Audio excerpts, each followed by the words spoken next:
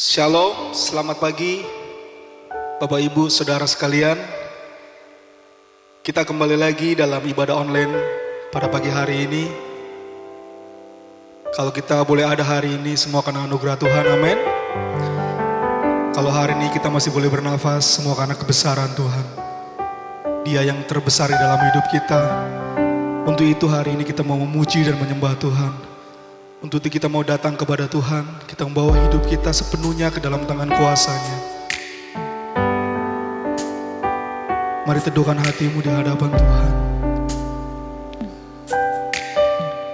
Terima kasih Tuhan Yesus.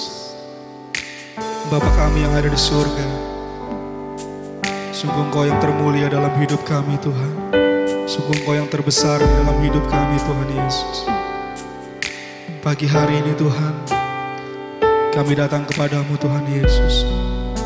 Sungguh kami rindu menikmati hadirat-Mu. Sungguh kami rindu Tuhan akan Engkau. Biar pagi hari ini Tuhan, dimanapun kami ada, kami yang ada di rumah, kami rindu Tuhan merasakan Engkau.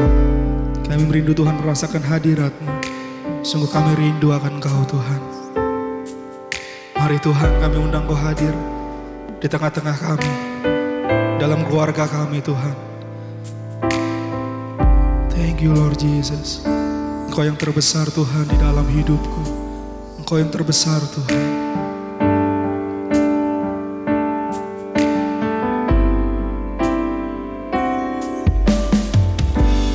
Yesus terlebih besar.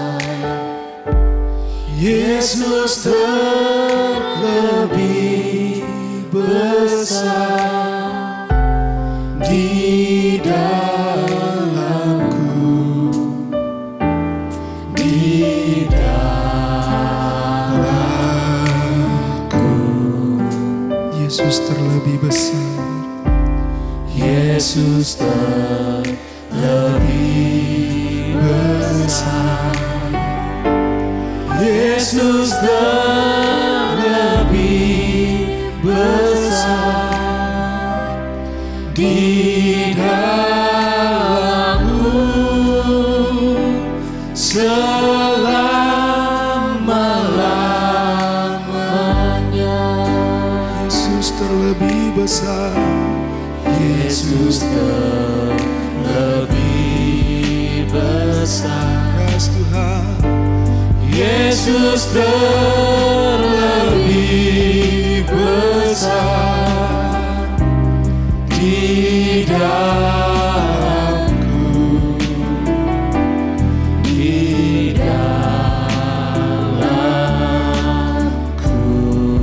Yesus terlebih besar. Yesus terlebih besar. Yesus terlebih besar di dalamku selama-lamanya. Katakan Yesus terlebih besar. Yesus terlebih besar. Yesus terlebih besar di dalamku, di dalamku.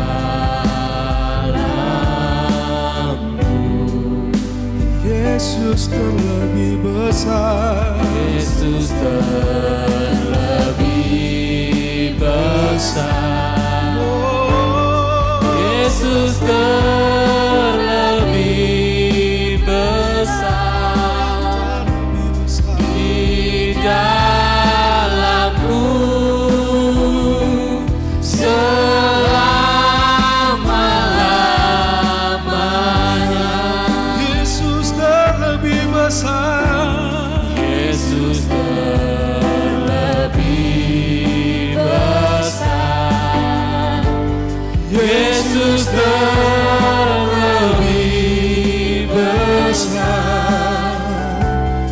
di dalamku, di dalamku.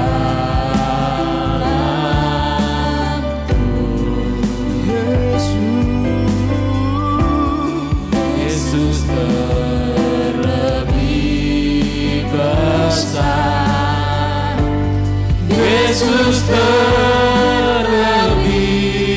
besar di dalamku selama-lamanya. Sekali lagi katakan Yesus terlebih besar. Yesus terlebih besar, Yesus terlebih besar di dalamku, di dalamku.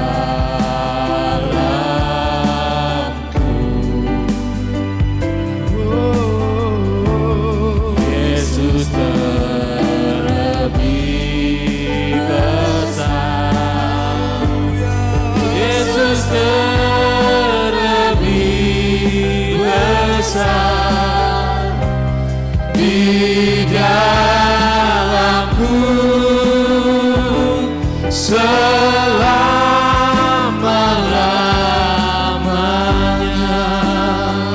Di dalamku, di dalamku selama-lamanya, di dalamku, di dalamku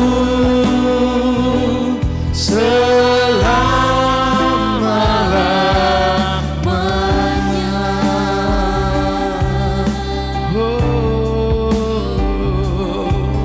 Kami menyembah-Mu Tuhan, sebab sungguh Kau yang terbesar di dalam hidup kami. Haleluya, haleluya. Oh, haleluya. Yesus ku mulia.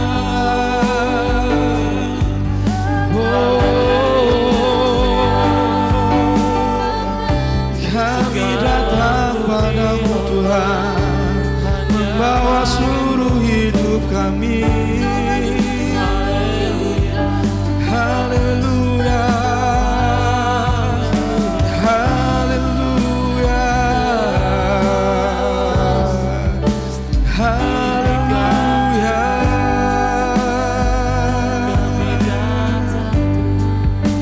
Oh Yesus, ku sembah, ku sembah. Haleluya,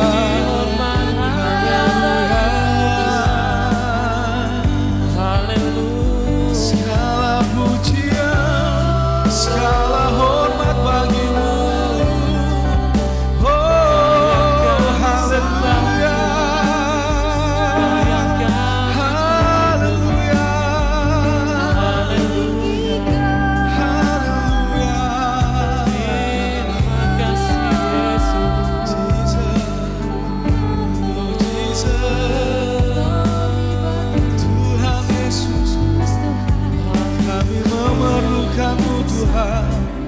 kami menantikan-Mu Tuhan, kami rindu akan Engkau, hadir bersama kami, hadir dalam ibadah kami.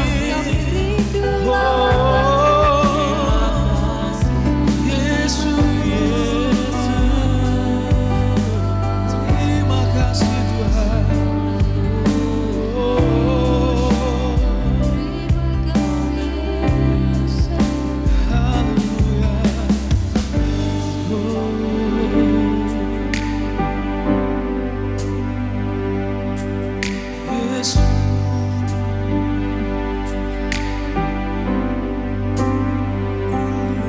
Terima kasih Tuhan Yesus, pagi hari ini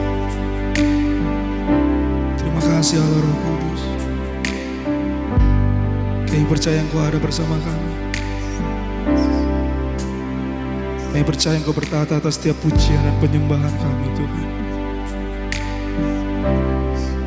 Kami mau mengagungkan Engkau lebih lagi. Kami mau meninggikan Engkau lebih lagi. Engkaulah Tuhan, Engkaulah Raja kami. Terpujilah Engkau Tuhan, kekal selama-lamanya. Thank you Lord. Di dalam nama Yesus, kami menyerahkan Tuhan ibadah kami dari awal hingga akhir. Di dalam nama Yesus, kami halau segala kuasa yang tidak berasal darimu Tuhan. Yang mengganggu pikiran kami Tuhan, mengganggu konsentrasi kami Tuhan Yesus. Di dalam nama Yesus, di dalam nama Yesus. Bertata Tuhan atas pujian penyembahan kami. Bertata Tuhan dalam ibadah kami pagi hari ini. Haleluya. Amin. Boleh kasih tos kanan kirinya. Kalau itu suamimu, kalau itu anakmu. Dia katakan Tuhan Yesus baik. Tuhan Yesus baik. Tuhan Yesus baik. Amin. Bahwa dia Allah yang baik. Bahwa dia adalah Tuhan yang senantiasa baik dalam hidupmu. Dalam hidup kita. Haleluya. Kita mau besarkan nama Tuhan. Kita memuji dia.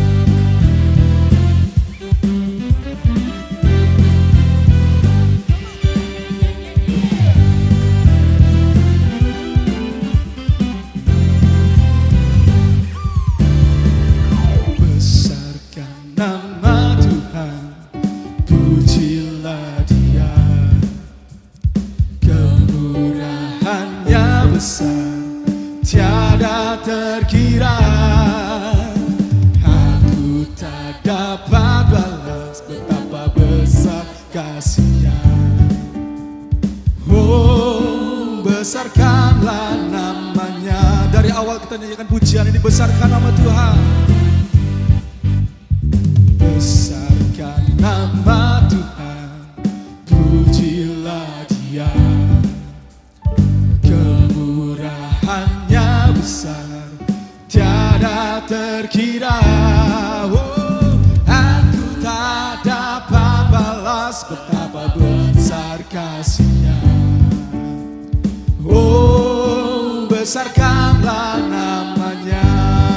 Tuhan yang ajaib, Tuhan yang ajaib, Tuhan yang kuasa, Tuhan yang menolong hidupku. Tuhan yang ajaib, Tuhan yang kuasa, jiwaku ditebus oleh-Nya.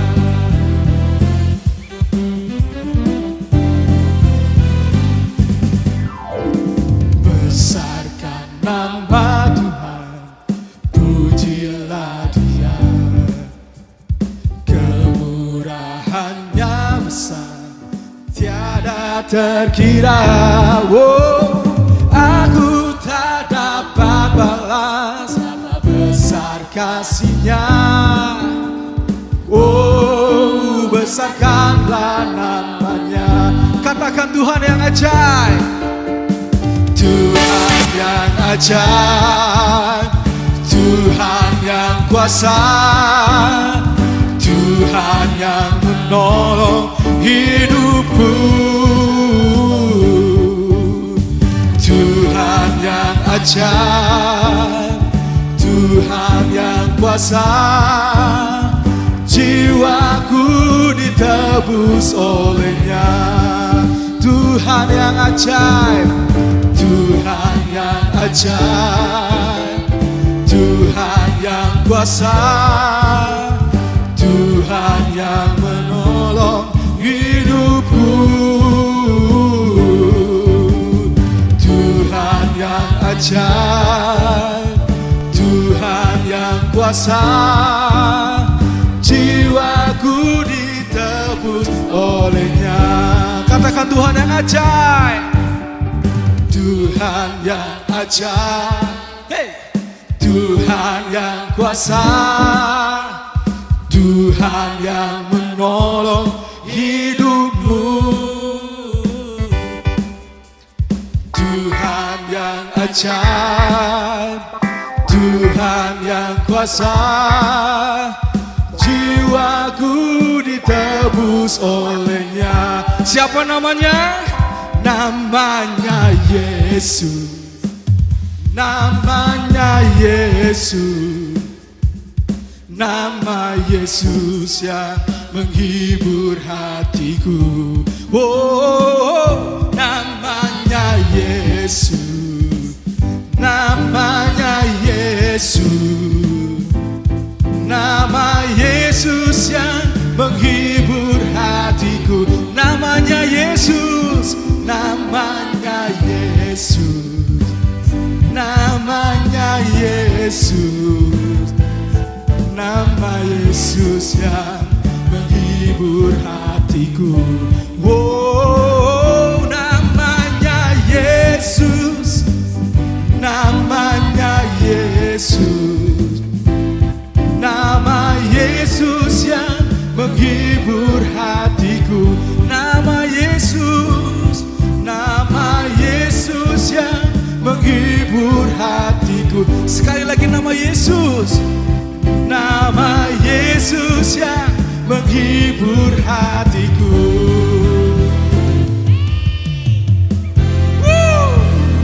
Haleluya.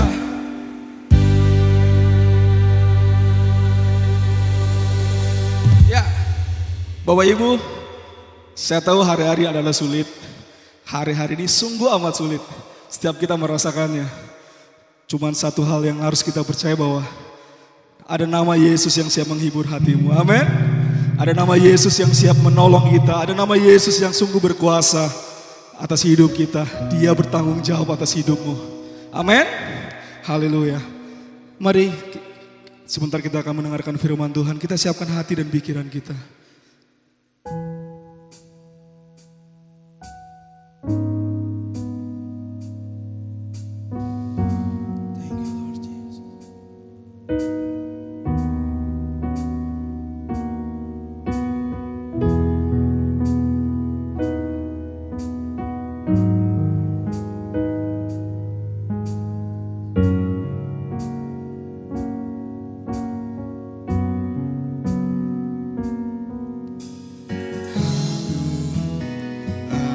Dan perkasa,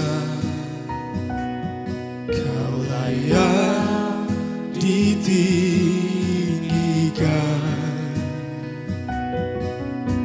Suci, kudus tak bercela, Kau juru selamat dunia.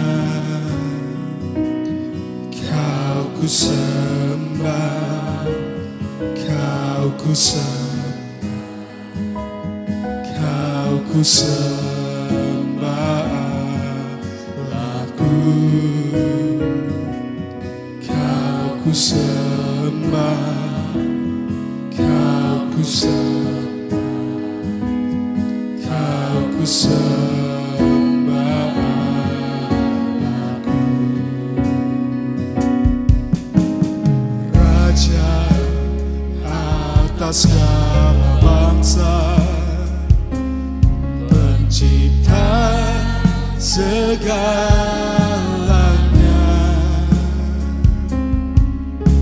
bertahta di bumi dan di surga, berkuasa selamanya.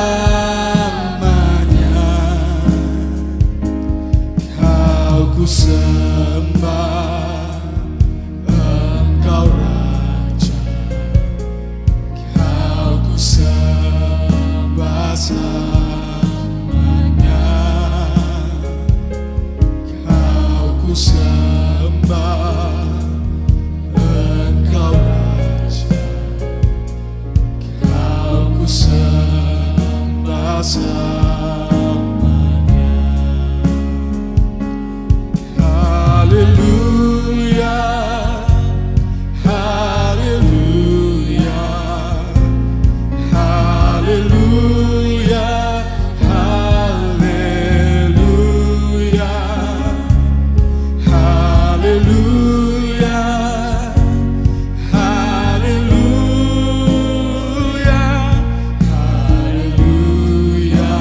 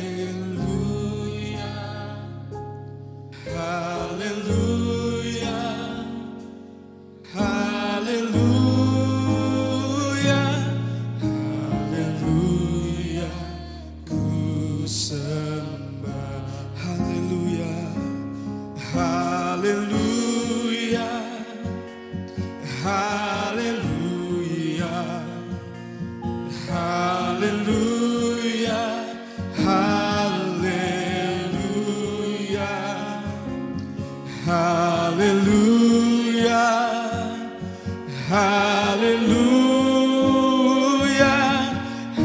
haleluya, ku sembah.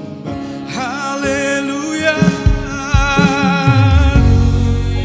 oh haleluya, haleluya, haleluya. Haleluya, haleluya, haleluya, ku sembah. Sekali lagi katakan haleluya, haleluya, haleluya, haleluya, haleluya. Haleluya, haleluya,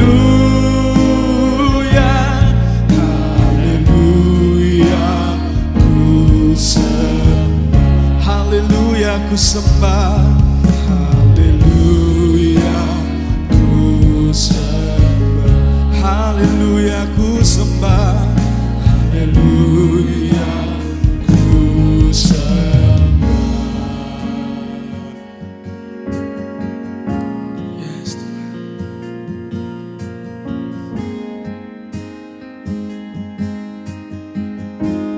Bapa, ini waktu-Mu Tuhan untuk berbicara kepada setiap kami. Biar pengurapan Tuhan yang ada pada hamba-Mu sungguh boleh memampukan beliau Tuhan untuk menyampaikan isi hati Tuhan bagi kami. Menyampaikan isi hati Tuhan bagi kami semua jemaat-Mu Tuhan. Sehingga sungguh apa yang disampaikan Tuhan boleh membangun kami. Boleh meneguhkan iman kami Tuhan, boleh menguatkan kami Tuhan Yesus. Segala kuasa yang tidak berasal daripada Engkau yang mengganggu pikiran kami Tuhan, mengganggu konsentrasi kami Tuhan, kami halau di dalam nama Yesus, di dalam nama Yesus. Biar kuasa Roh Kudus-Mu dan kuasa firman-Mu Tuhan sungguh-sungguh boleh nyata pagi hari ini Tuhan di tengah-tengah kami, di dalam keluarga kami Tuhan masing-masing. Terima kasih Tuhan. Kami serahkan waktu ini, kami siap mendengar suara-Mu. Di dalam nama Yesus, kami berdoa dan mengucap syukur. Haleluya. Amin.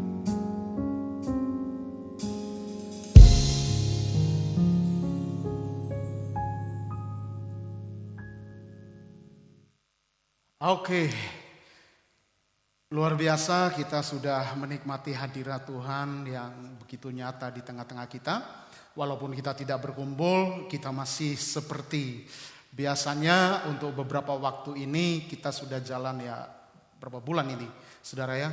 Kita beribadah secara fisik terpisah Bapak Ibu Saudara di rumah kita masing-masing. Dan saya percaya bahwa hadirat Tuhan sama saja Bapak Ibu Saudara ya. Kita rasakan pada saat kita berkumpul secara fisik, beribadah secara bersama-sama saudaraku. Dan juga ibadah secara online Bapak Ibu Saudara ada di rumah.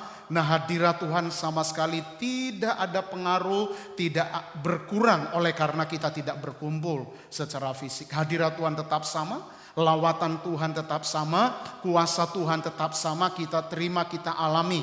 Nah juga tidak pengaruh kalau Bapak Ibu Saudara di rumah beribadah melalui handphone saudara.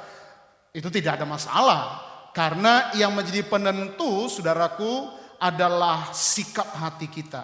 Nah itu yang menentukan kita merasakan lawatan Tuhan, kita merasakan saudaraku mengalami jamahan Tuhan dalam ibadah kita. Sikap hati kita menentukan. Nah Bapak Ibu Saudara jemaat Tuhan, senang sekali pagi hari ini kembali kita boleh menikmati hadirat Tuhan. Kita boleh memuji menyembah Tuhan. Tuhan begitu real, Tuhan begitu nyata di tengah kita. Dan saatnya tiba untuk firman Tuhan yang berkuasa akan ditaburkan di dalam setiap hati kita. Saya berharap, saya berdoa supaya hati kita setiap Bapak Ibu Saudara dimanapun Anda berada, baik di kota Bandar Lampung, jemaat Tuhan, jemaat GD Ebenezer maupun rekan-rekan saudara-saudara yang ada di luar Lampung, Bapak Ibu Saudara yang sedang menikmati firman Tuhan ini. Nah Bapak Ibu Saudara jemaat kekasih Tuhan, firman Tuhan di pagi hari ini saudaraku adalah masih lanjutan, masih sangat berkaitan dengan khotbah saya yang 2 minggu yang lalu, bahkan 2 minggunya lagi yang lalu Bapak Ibu Saudara. Nah itu berkaitan dengan khotbah pagi hari ini. Oleh karena itu Bapak Ibu Saudara, judul daripada khotbah pagi hari ini adalah merenungkan firman Tuhan siang dan malam.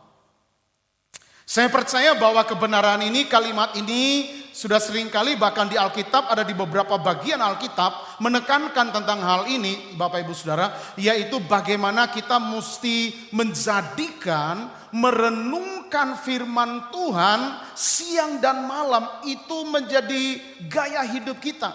Itu menjadi sesuatu yang sangat penting sekali dalam hidup kita. Bahkan kita mesti berkata dalam hidup kita bahwa bahkan kita nggak bisa hidup tanpa merenungkan firman Tuhan. Jadi firman Tuhan itu begitu mendasar.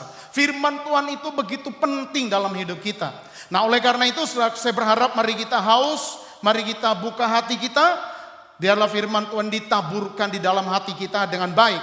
Nah merenungkan firman Tuhan siang dan malam. Mari kita baca ayatnya. Firman Tuhan dari Mazmur pasal 1 ayat 1 sampai dengan ayat yang ketiga. Nah firman Tuhan berkata demikian.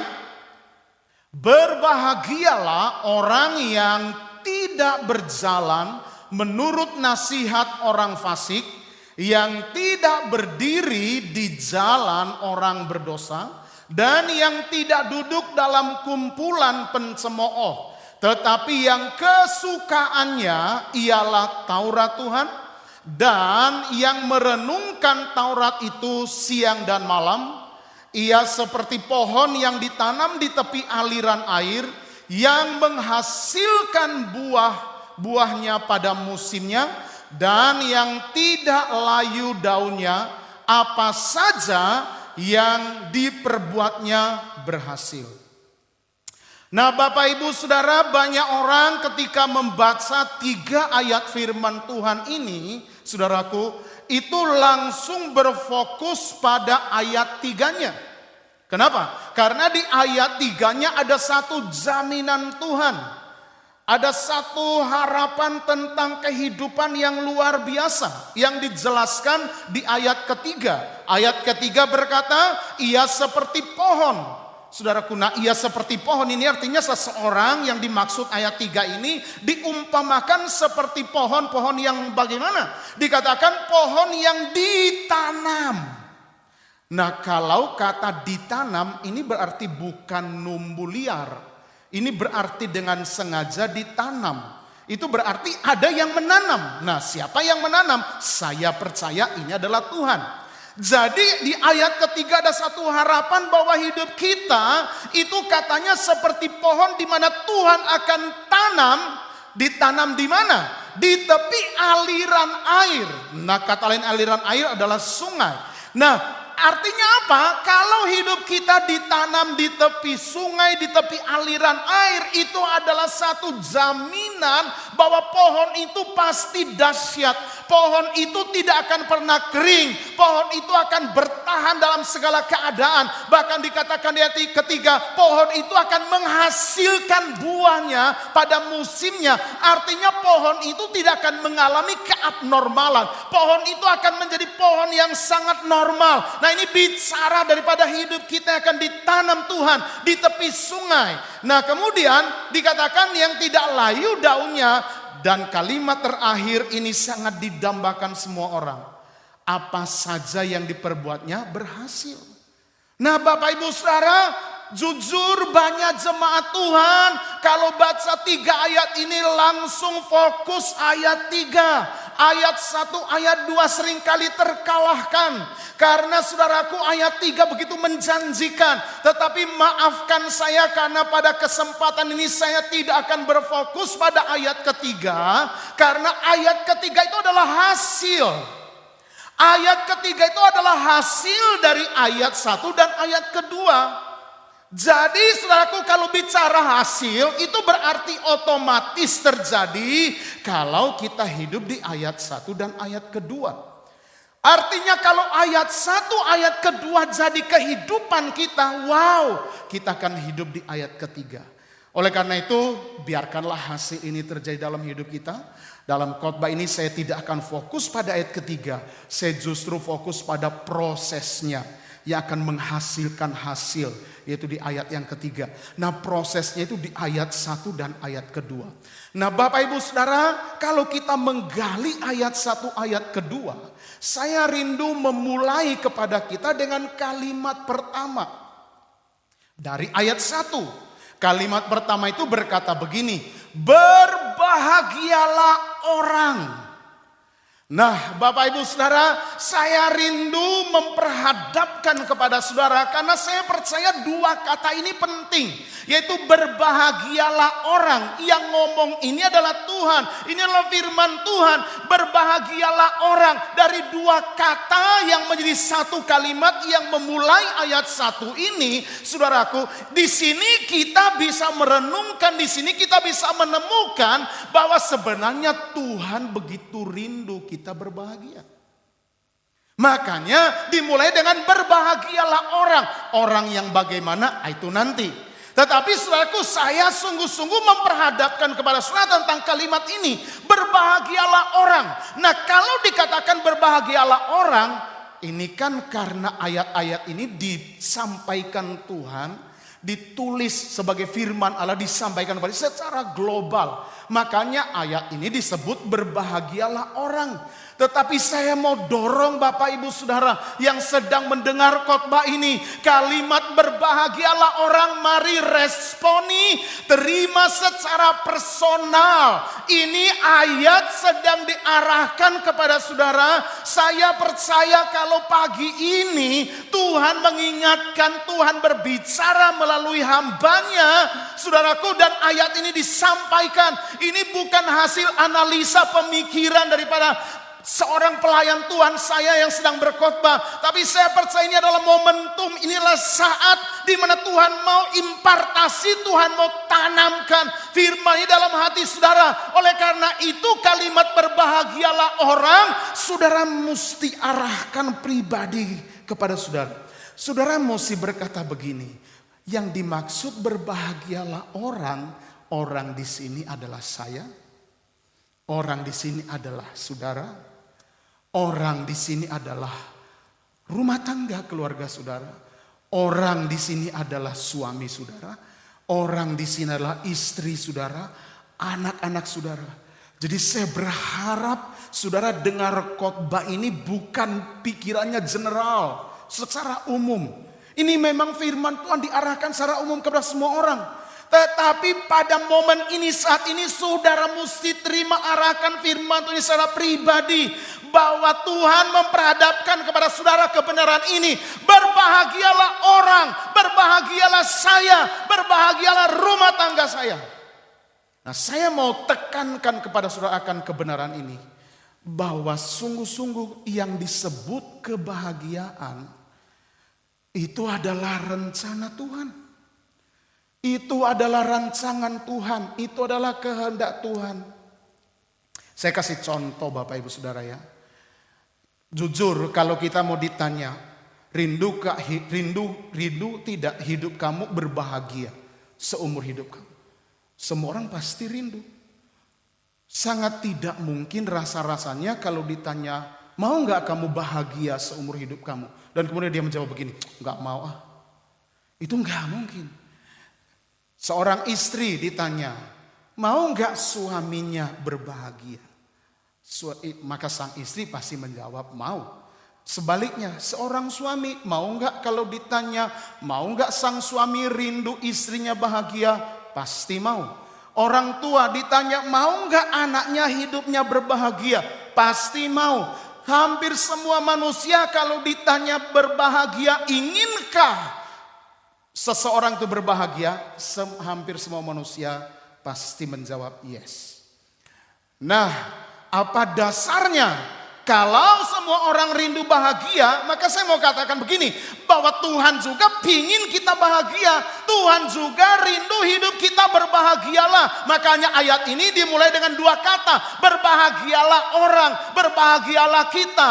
Nah, saya mau kasih tahu dasarnya apa. Kenapa kita mesti yakini betul-betul ini. Nah, saya mau perhadapkan kepada saudara Amsal pasal 3 ayat 12 dan lompat ayat 17. Jadi Amsal pasalnya yang ketiga, kita baca ayat 12 dulu, baru lompat ayat 17. Nah, ayat 12-nya berkata begini. Karena Tuhan memberi ajaran. Nah, kata ajaran ini sama dengan firman. Nah, karena Tuhan memberi ajaran atau firman kepada yang dikasihinya, dikasihi Tuhan. Seperti katanya, seperti seorang ayah kepada anak yang disayangi. Bayangkan, Tuhan memberi firman-Nya, Tuhan memberi pengajarannya kepada yang dikasihinya, sama seperti seorang ayah kepada anak yang dikasihinya. Bapak Ibu mau tahu akibatnya kalau kita terima ayat 12 ini? Ayat 17 bilang begini. Jalannya adalah jalan penuh bahagia. Segala jalannya sejahtera semata-mata. Jadi Bapak Ibu Saudara, ayat ini dahsyat sekali. Karena ayat 17-nya bilang apa? Jalannya katanya itu adalah jalan penuh bahagia. Jadi bahagia itu bukan setengah-setengah. Ayatnya yang bilang jalannya itu bukan 3/4 dipenuhi kebahagiaan, kemudian 1/4-nya enggak. Tapi jalannya katanya ayat ini, ayat 17, jalannya adalah jalan yang penuh bahagia. Berapa banyak Bapak Ibu Saudara yang dengar khotbah ini rindu ayat ini terjadi. Jalannya penuh bahagia, segala jalannya sejahtera semata-mata. Berarti dari Amsal 3 ayat 12 dan ayat 17 kita bisa meyakini dan percaya sungguh-sungguh Tuhan mau kita bahagia. Yang kedua, supaya kita kuat mempercayai hal ini, Yesaya 48 ayat 18. Ayat ini berkata begini, sekiranya engkau memperhatikan perintah-perintahku, perintah-perintah Tuhan maksudnya, maka damai sejahteramu, catat baik-baik, garis bawahi ayat ini. Maka damai sejahteramu akan seperti sungai yang tidak pernah kering, dan kebahagiaanmu akan terus berlimpah seperti gelombang-gelombang laut yang tidak pernah berhenti. Wow, dua ayat ini saya percaya kita keterlaluan kalau kita nggak yakin, kalau kita nggak percaya bahwa Tuhan merancang kebahagiaan atas hidup kita. Keterlaluan berdasarkan dua ayat ini kalau kita masih ragu kalau Tuhan mendesain hidup kita untuk dipenuhi dengan kebahagiaan. Karena Amsal bilang ayat 17-nya, Amsal 3 ayat 17, jalannya adalah jalan yang penuh bahagia. Bahkan Yesaya 48:18 berkata, kebahagiaanmu akan terus berlimpah seperti gelombang-gelombang laut yang tidak pernah berhenti. Dahsyat banget. Nah, tetapi Bapak Ibu Saudara, hal yang kita perlu mengerti, yang Tuhan maksudkan berbahagialah orang. Kata bahagia di sini bahagia yang kayak apa? Nah, ini yang penting bagi kita. Oleh karena itu saya memperhadapkan kepada Bapak Ibu Saudara jemaat Tuhan, ada dua kebahagiaan yang bertabrakan, bertolak belakang. Dan kita mesti memastikan yang kita kejar kebahagiaan dalam hidup ini kebahagiaan yang mana. Oleh karena itu poin kedua ini, hal yang berikutnya ini saya perhadapkan kepada saudara. Kebahagiaan sejati versus kebahagiaan semu atau kebahagiaan palsu. Nah, saudara sedang ngejar yang mana nih? Apakah Bapak Ibu Saudara sedang mendambakan, sedang mengejar kebahagiaan sejati? Saudara sedang membangun hidup saudara dipenuhi kebahagiaan sejati? Atau saudara sedang mati-matian mengejar kebahagiaan semu atau kebahagiaan palsu? Nah, saya perhadapkan kepada saudara hal-hal atau ciri-ciri orang yang dipenuhi kebahagiaan sejati itu kayak apa? Dan kebahagiaan palsu kayak apa? Nah, ada 4 poin dari kebahagiaan sejati, 4 poin kebahagiaan palsu. Kebahagiaan sejati itu pasti bersumber dari Tuhan. Sebaliknya kebahagiaan palsu bersumber dari apa? Bukan dari Tuhan. Gak mungkin dari Tuhan. Kebahagiaan palsu, kebahagiaan semua bersumber pasti dari dunia ini, dari ego diri sendiri, bahkan dari setan, dari iblis. Iblis bisa loh menawarkan kebahagiaan, padahal itu menjerumuskan kita. Jadi bersumber dari Tuhan, itu kebahagiaan sejati. Kalau palsu, bersumber dari dunia ini, bahkan dari diri sendiri, dari iblis. Yang kedua, kebahagiaan sejati itu adalah kebahagiaan yang fokusnya bergantung kepada Tuhan. Sedangkan kebahagiaan semu, kebahagiaan palsu bergantung kepada apa? Bisa bergantung kepada uang. Kalau ada uang senang, bahagia. Bergantung kepada harta kekayaan. Bergantung kepada apa lagi? Jabatan, pencapaian, kesuksesan secara lahiriah. Wah, itu dianggap sumber kebahagiaan. Itu yang dianggap bisa menjamin kebahagiaan. Itu namanya kebahagiaan palsu. Buktinya Bapak Ibu Saudara, ada orang kaya raya. Ada orang gak ada kurang apa-apa, tapi rumah tangga cerai. Ada orang berlimpah-limpah, bisa mati bunuh diri. Saya belum pernah lihat pemulung orang miskin banget tinggal di bawah kolong jembatan mati bunuh diri karena gak bisa punya makan. Gak ada makan, dia cari sampah, dia cari sisa makanan, makan. Tapi banyak orang kaya di mana-mana, bahkan bunuh diri. Nah, itu berarti membuktikan uang, harta, kekayaan dunia ini tidak bisa jadi sumber kebahagiaan. Tidak bisa kita jadikan dia untuk kita bergantung dan berharap untuk kita bahagia. Gak bisa. Itu namanya kebahagiaan palsu, saudaraku. Nah, yang ketiga, kebahagiaan sejati adalah kebahagiaan yang bersifat kekal. Dan dalam segala situasi, dalam segala keadaan, itu namanya kebahagiaan sejati. Jadi kebahagiaan sejati nggak ada urusannya dengan situasi, nggak ada urusannya sama COVID-19, nggak ada urusannya sama corona. Bahagia mah bahagia aja. Mau ada corona, mau kita sehat, mau kita sakit tetap bahagia. Itu namanya kebahagiaan sejati. Karena kebahagiaan sejati tidak bergantung pada luarnya kita, tetapi bergantung kepada Tuhan yang ada di dalam kita. Makanya kebahagiaan sejati bersifat kekal. Kebahagiaan sejati mau bersifat dalam segala situasi, dalam keadaan. Sebaliknya, kebahagiaan yang palsu itu bersifat sementara, sangat situasional, bergantung situasi, keadaan enak, keadaan mendukung, kita bahagia. Keadaan berubah, hilang lagi kebahagiaannya. Yang berikutnya, yang keempat, kebahagiaan sejati bukan sekedar perasaan senang gembira. Itu kebahagiaan sejati, bukan di level perasaan. Sebab perasaan sering berubah-ubah, tetapi mengalir dari dalam roh kita. Karena Tuhan ada di dalam kita. Sebaliknya, kebahagiaan semu palsu itu adalah kebahagiaan yang main di perasaan. Main di perasaan saja.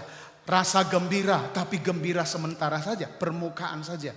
Nah, Bapak Ibu Saudara, ini beberapa hal yang menolong kita untuk mari kita cek, saya ini kebahagiaan sejati apa kebahagiaan semu? Saya mau ngejar kebahagiaan sejati apa kebahagiaan semu yang palsu? Kalau saudara sedang terjebak hari ini kepada mengejar kebahagiaan yang palsu, berhentilah, bertobatlah, dan mari kita mau arahkan fokus hidup kita untuk mengejar kebahagiaan sejati yang bersumber daripada Tuhan.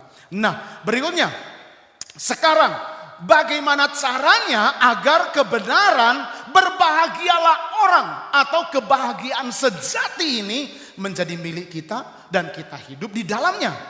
Bapak Ibu rindu? Rindukah Bapak Ibu mengalami yang disebut Alkitab ayat 1 ini, berbahagialah orang. Ini bukan hanya kalimat teori. Ini bukan hanya pengetahuan tuh saudara ingat dan hafal. Tapi kita rindu ini menjadi kenyataan. Kebahagiaan sejati menjadi milik kita. Dan kita seumur hidup kita hidup di dalamnya.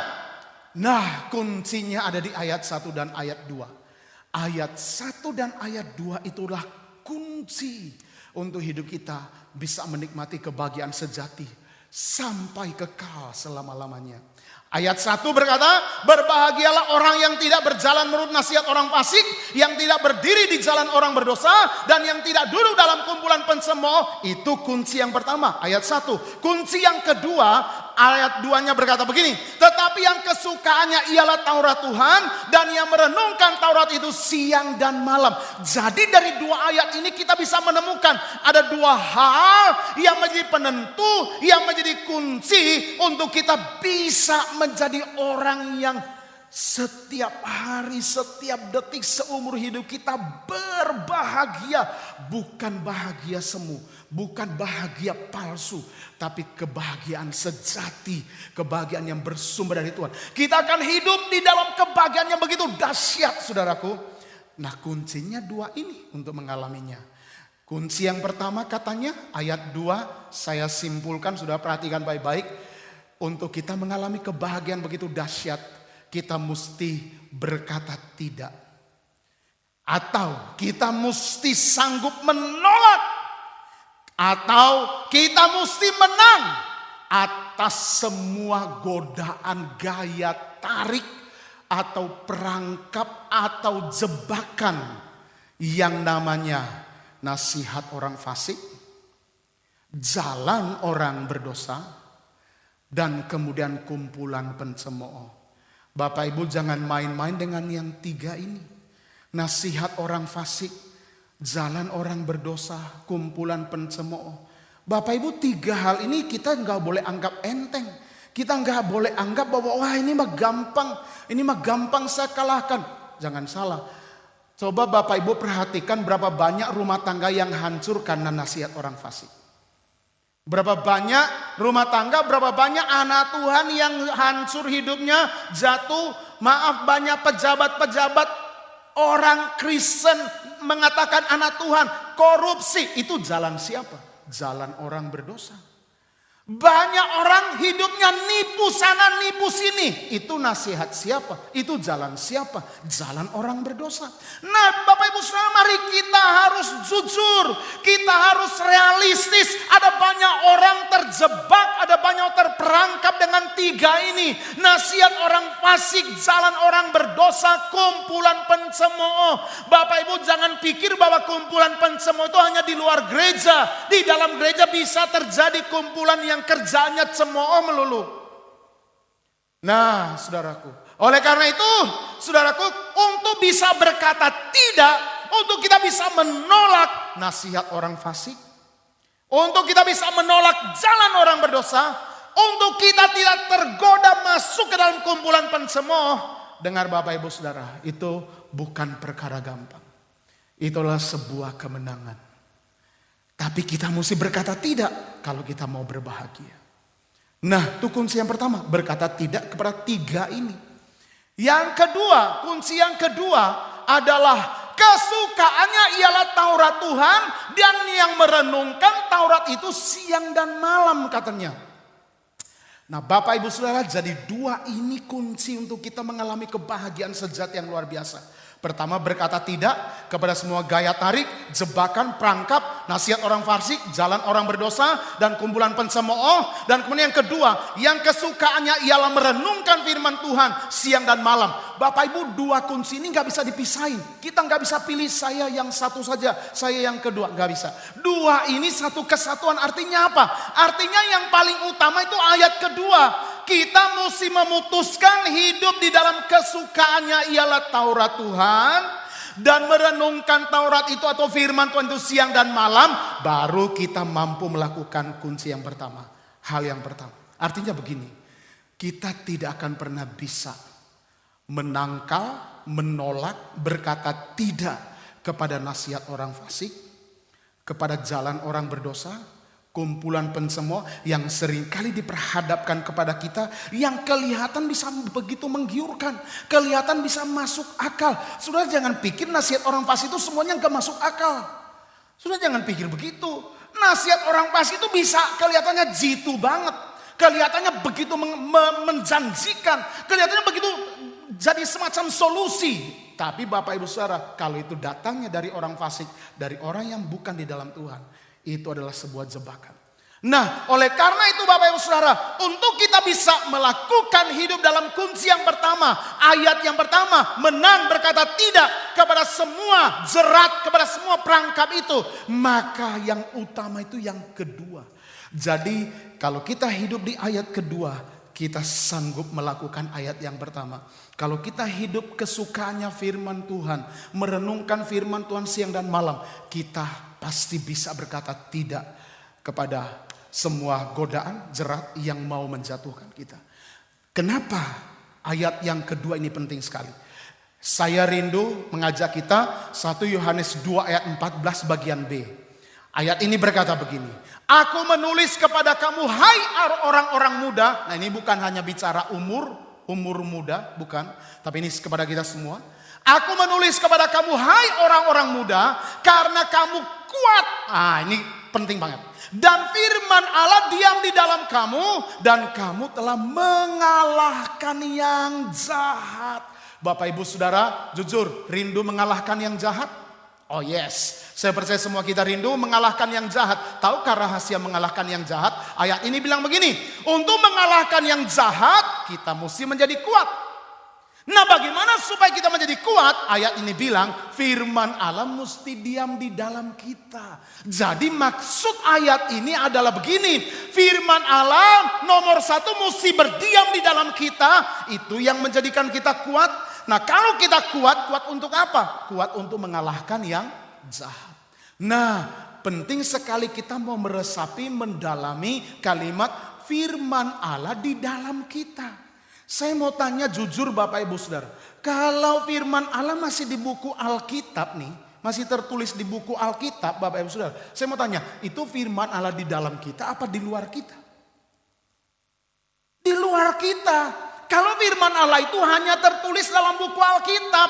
Nah firman Allah ayat ini 1 Yohanes 2 ayat 14b bilang begini. Firman Allah mesti ada di dalam kita. Berarti firman Allah yang tertulis dalam Alkitab mesti ada di dalam kita. Pertanyaannya bagaimana memindahkan firman Allah dari buku Alkitab ini pindah dan masuk ke dalam kita?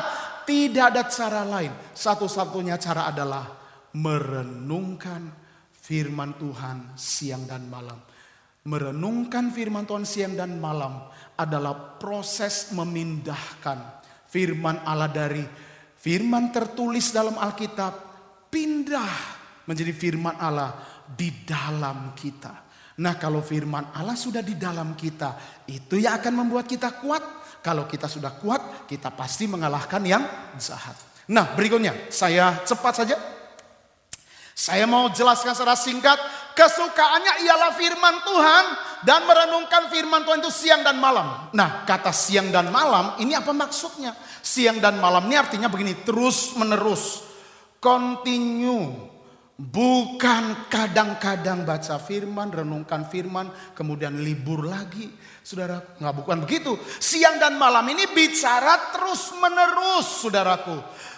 Dia nggak berhenti, tapi menjadi sesuatu kesukaan dan terus menerus. Nah Bapak Ibu Saudara, kita hanya bisa merenungkan firman Tuhan siang dan malam atau konsisten terus menerus itu kalau firman Tuhan jadi kesukaan. Jadi nomor 1 yang kita bangun dalam diri kita adalah kesukaannya. Karena kalau nggak ada kesukaan, firman Tuhan tidak jadi kesukaan kita. Gimana merenungkannya? Jadi merenungkan firman Tuhan otomatis kalau kita sudah terbangun kesukaan di dalam diri kita untuk menyukai firman Tuhan, mencintai firman Tuhan, rindu, haus dan lapar akan firman Tuhan, maka merenungkan firman Tuhan akan menjadi gaya hidup kita otomatis. Kita senang merenungkan dan ingat, merenungkan firman Tuhan itu satu paket sama baca firman Tuhan. Baca Alkitab, nggak mungkin kita bisa merenungkan sesuatu yang kita nggak baca. Nggak mungkin. Jadi baca Alkitab dan merenungkan firman itu satu paket Bapak Ibu Saudara. Oleh karena itu Bapak Ibu Saudara, berikutnya dikatakan mengapa merenungkan firman Tuhan siang dan malam itu begitu penting. Karena firman Tuhan prinsipnya begini. Nah saya mau akhiri dengan prinsip ini. Karena firman Tuhan, Bapak Ibu Saudara perhatikan baik-baik. Firman Tuhan itu adalah makanan. Yang setuju katakan amin. Sekali lagi, firman Tuhan adalah makanan. Perhatikan, sedangkan merenungkan firman Tuhan itu adalah proses mencerna makanan yang kita terima. Sekali lagi, Firman Tuhan adalah makanan, sedangkan merenungkan firman Tuhan siang dan malam itu kita sedang mencerna. Tahukah Bapak Ibu Saudara, kalau seseorang makan tanpa dicerna, enggak dikunyah, lambungnya enggak berfungsi, enggak mencerna, Bapak Ibu bisa bayangkan enggak itu makanan mau jadi apa? Mubazir kita makan. Karena makan itu tidak akan pernah bisa menjadi kekuatan energi. Karena prinsip mencerna itu artinya begini. Mengubah makanan yang kita masukkan ke dalam tubuh kita. Begitu dimasukkan dicerna, tujuan pencernaan makanan itu adalah supaya sari-sari, vitamin, protein, karbohidrat dari makanan yang kita diproses, dicerna itu akan diserap oleh tubuh. Tubuh jadi kuat, memiliki energi. Sama dengan firman Tuhan. Jadi firman Tuhan itu makanan, merenungkan itu memproses, dicerna dalam hidup kita. Sehingga makanan firman Tuhan itu sari-sarinya, energi, kekuatannya akan memenuhi seluruh hidup kita. Itu sehingga dikatakan kalau firman Tuhan di dalam kita, kita renungkan, maka kita akan jadi kuat. Kenapa? Karena dari makanan firman Tuhan itu ada kekuatan, ada kuasa yang dahsyat. Bapak Ibu, saya berharap ini menjadi gaya hidup kita di masa-masa sukar ini terutama. Kita mesti jadi kuat.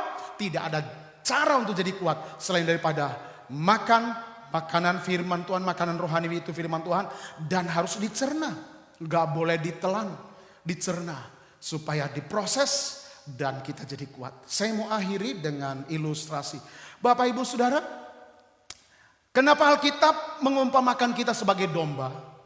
Karena Bapak Ibu tahu domba itu adalah hewan, namanya hewan ruminansia. Nah, domba hewan ruminansia atau hewan memama biak, itu domba sama dengan kambing, sama dengan sapi, kerbau, itu tergolong hewan atau ternak ruminansia. Bapak Ibu tahukah hewan ternak ruminansia atau khususnya domba, Bapak Ibu, itu proses pencernaannya beda sama binatang yang lain. Kenapa? Domba atau binatang hewan ruminansia termasuk domba, itu ruang lambungnya Bapak Ibu Saudara itu banyak, ada 4 ruang, ada 4 kamar. Jadi kalau domba dia cara makannya, pertama dia ambil rumput dulu, pakai giginya, mulutnya, kemudian dimasukkan ke dalam ruang yang pertama, lambung pertama. Nah, begitu masuk lambung pertama, saudaraku, setelah lambung itu penuh, Bapak Ibu mau tahu nggak? Domba akan cari tempat teduh, dia akan berbaring di situ, dan cara dia memproses pertama dari lambung pertama itu dikeluarin lagi, Bapak Ibu Saudara, dikunyah lagi, dihancurin. Sesudah itu, Bapak Ibu Saudara, itu yang disebut memama biak. Memama biak itu artinya begini, sudah masuk ke dalam lambung pertama, dikeluarin, dikunyah lagi Bapak Ibu Saudara. Sesudah itu dimasukkan ke dalam lagi. Nah, itu ada 4 ruang Bapak Ibu Saudara. Proses untuk makan itu dihalusin lagi, diproses, ada 4 tingkat, 4 ruang. Kemudian sesudah ruang keempat masuk ke usus. Di usus itulah diserap semua zat-zat, semua sari-sari makanan masuk ke dalam tubuhnya si domba atau hewan ruminansia ini, sehingga dia bisa kuat. Bapak Ibu mau tahu, inilah gambaran merenungkan firman Tuhan. Artinya merenungkan firman Tuhan mesti siang malam terus menerus. Kita nggak boleh berhenti karena kita sedang memproses firman Tuhan menjadi kekuatan rohani kita untuk kita menang. Maukah Bapak Ibu Saudara menang dalam hidup ini? Jadikanlah merenungkan firman Tuhan siang dan malam menjadi gaya hidup kita. Tuhan memberkati kita sekalian. Saya berharap Bapak Ibu Saudara, mari kita responi firman Tuhan ini dengan satu komitmen untuk kita rindu membaca Alkitab. Rindu supaya setiap firman yang tertulis dalam buku Alkitab itu berpindah, sehingga firman Allah ada di dalam kita, bukan di luar kita. Hanya tertulis dalam buku Alkitab, tapi berpindah di dalam kita. Dan kita mencernanya, kita merenungkannya siang dan malam. Sehingga makanan rohani itu firman Tuhan akan menjadi kekuatan kita untuk menang dalam segala situasi.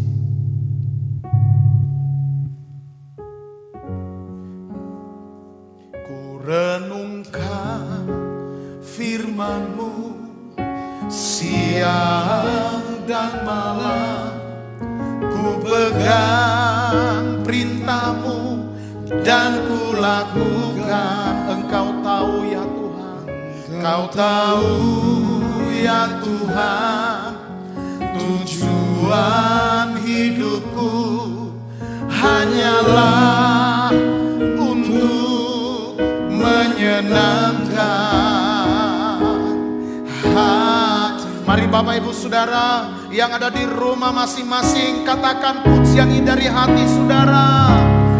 Ku renungkan firman-Mu. Jadikan ini komitmen dalam hidup saudara, membaca dan merenungkan firman Tuhan menjadi gaya hidup kita, supaya kita kuat mengalahkan yang jahat. Engkau tahu ya Tuhan, tujuan hidupku hanyalah untuk menyenangkan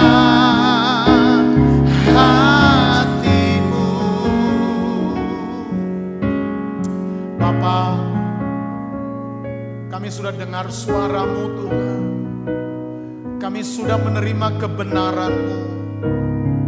Dan tujuan firman Tuhan disampaikan kepada kami bukan hanya untuk mengisi otak pikiran kami, tetapi firman Tuhan yang kami terima, firman Tuhan yang datang kepada kami, tujuannya adalah memenuhi hati kami, memenuhi seluruh hidup kami. Sehingga firman Allah itu ada di dalam hati kami, di dalam hidup kami, menjadi kekuatan kami untuk mengalahkan yang jahat dan menjadi jaminan kebahagiaan yang sejati, kebahagiaan yang kekal, kebahagiaan yang datang daripada Tuhan, bukan kebahagiaan semu, bukan kebahagiaan yang palsu, bukan kebahagiaan tipuan dari dunia ini, tapi kebahagiaan yang sejati yang datang daripada Engkau. Terpujilah Engkau ya Bapa. Terima kasih untuk kebenaran. Meteraikan firman-Mu di hati kami. Berkati seluruh jemaat-Mu Tuhan yang sudah mendengar khotbah ini. Berkati mereka Tuhan. Berkati rumah tangga mereka. Berkati kesehatan jemaat-Mu. Berkati usaha pekerjaan jemaat-Mu. Tuhan, di saat-saat yang begitu sulit, di mana ekonomi terpukul, Tuhan, buatlah jemaat-Mu tetap menikmati kebahagiaan sejati. Tidak ada urusan dengan situasi kalian yang ada, karena kami memiliki sumber kebahagiaan dalam hidup kami. Oleh karena itu Tuhan, bangkitkan jemaat-Mu, Tuhan kuatkan jemaat-Mu untuk tetap bersuka cita, tetap bersorak-sorai di dalam Tuhan. Berkati seluruh kami, berkati juga pemerintah dan bangsa dan negara kami. Berkati para pejuang-pejuang kesehatan, para dokter, perawat, tenaga-tenaga laboratorium dan lain sebagainya. Tuhan, tolong mereka, Tuhan kuatkan mereka, lindungi mereka. Terima kasih Bapak, pulihkanlah keadaan bangsa kami. Kami tetap menyerahkan bangsa kami ke dalam tangan Tuhan. Tuhan bertahta atas bangsa ini. Terpujilah nama-Mu ya Bapa. Ini doa syukur kami dalam ibadah raya pagi hari ini. Di dalam nama Tuhan Yesus Kristus kami sudah berdoa. Haleluya. Bersama katakan amin.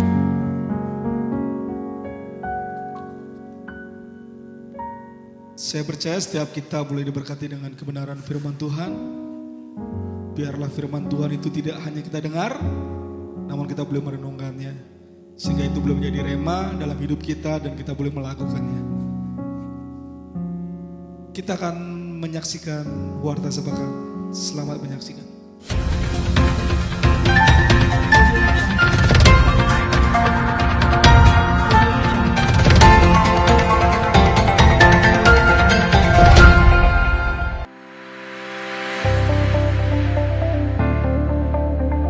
Shalom, selamat bergabung dengan ibadah online GD Ebenezer Bandar Lampung. Kita satu keluarga di dalam Kristus. Bapak Ibu yang berulang tahun dalam minggu ini, kami ucapkan selamat ulang tahun, semoga sukses selalu. Tuhan memberkati.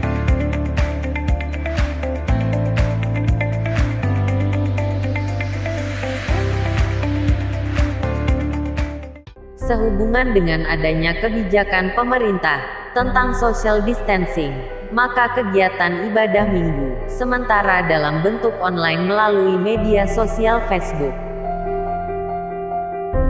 Untuk kegiatan komsel, tetap diadakan dalam bentuk online, dengan memanfaatkan aplikasi-aplikasi yang ada di smartphone.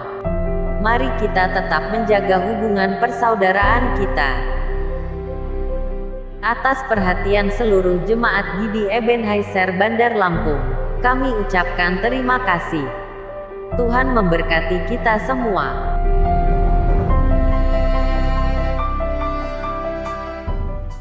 Bapak Ibu Saudara sekalian, kita di ujung ibadah kita mau akhiri. Sebelum kita akhiri, mari kita angkat satu pujian, Yesus terlebih besar. Yesus terlebih besar, Yesus terlebih besar, di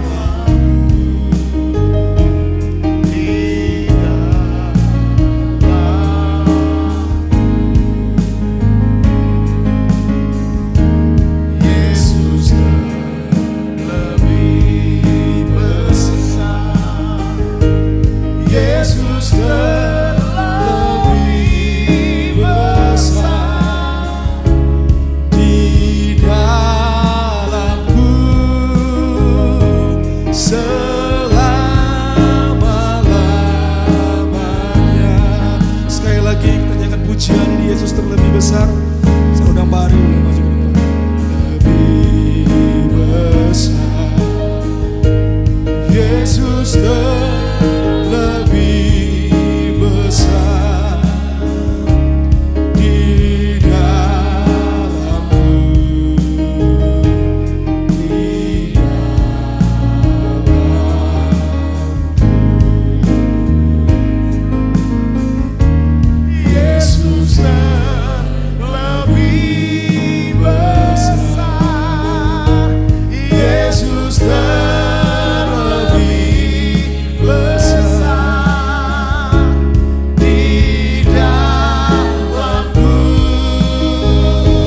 selama-lamanya. Katakan di dalamku, di dalamku